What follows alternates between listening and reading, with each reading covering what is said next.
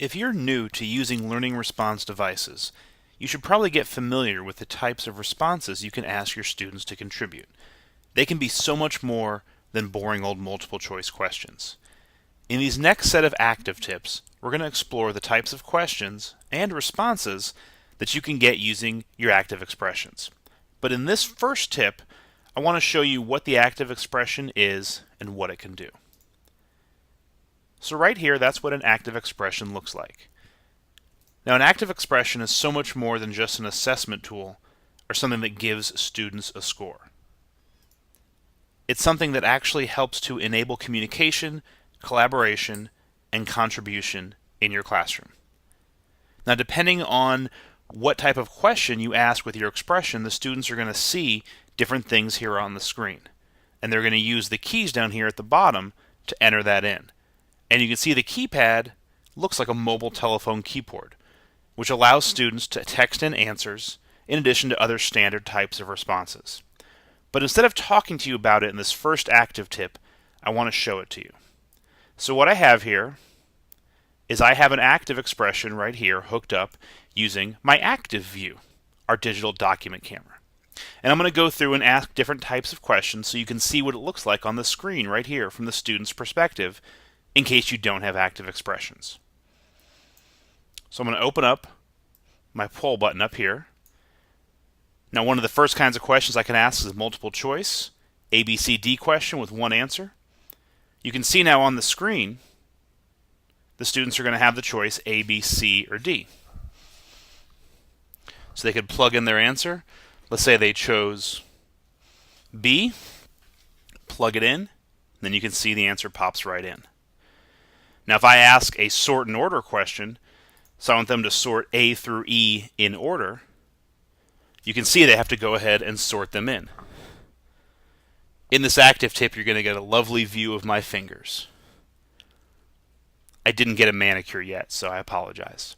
Now, the great thing is I can actually clear it out if I want to change my answer, or I can send it in. So I'm going to go ahead and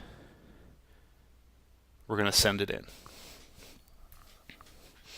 Then I see my answers pop up right here.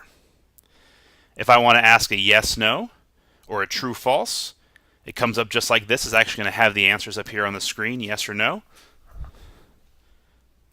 We'll hit no, and it plugs that in. I can also ask a Likert scale. So I could do a confidence, a Likert, an agree or disagree. So I can go left and right with those numbers. Get my fingers out of the way of the screen there. Just so you know, I'm doing this upside down, and I have to roll back and forth, which is why you hear a little bit of noise, and I apologize for that, but send that answer in. We'll do 3 as my answer. I don't think I hit send, so I'm going to go ahead and end the voting. And then finally, I can do either a numeric, which is going to give me open response to type in any numbers down here at the bottom. So I could type in, let's say, 33, which is the number of one of my favorite basketball players of all time, Larry Bird. Or, I forgot to hit send, or I could do a text, where it's going to allow me to text down here using the keyboard, and it's going to give me full T9 texting capability. So I could type just like our students type in class with their texting phones, text that in, and then when I'm totally done, I can go ahead and hit send that in, and it's going to send it in. So that's what the expressions look like depending on the variety of question that you're asking. In these next few active tips, we're going to go ahead and look at some ways that you can use the expressions in your classroom for basic multiple choice questioning, enhanced multiple choice questions,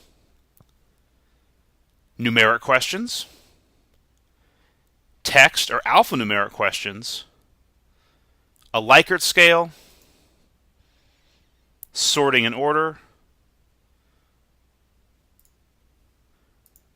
and yes, no. But I wanted this to be a quick overview so you could see what the active expression screen would look like depending on the type of questions. Hope you enjoy this full active expression series of active tips. Enjoy.